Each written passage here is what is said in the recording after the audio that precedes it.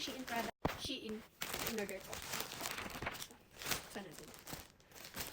Alam niyo ba guys, may share sa inyo. Kasi nga last time, nung Pasko, is nagregaluhan kami, is nabunot ko yung ate ko. Nabunot ko yung ate ko. Ito na nga.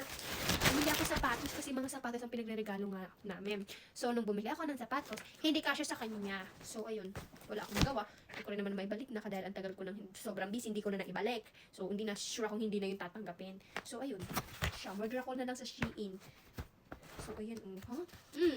Ang ganda. Ang ganda. Uy, ang ganda Uy, ang ganda. Ganda.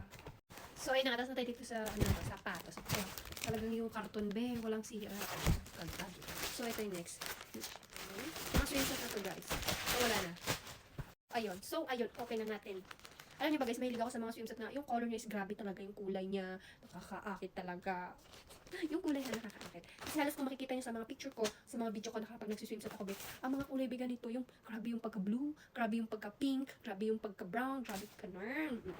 So, na siya. Sobrang ganda.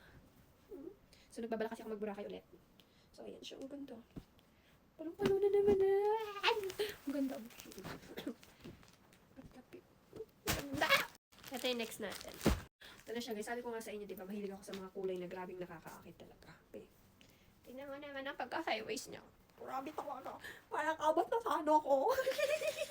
Be, ang ganda niya, be. Ang ganda. Big gusto ko na siyang i-try. Ang ganda, be. Ganda.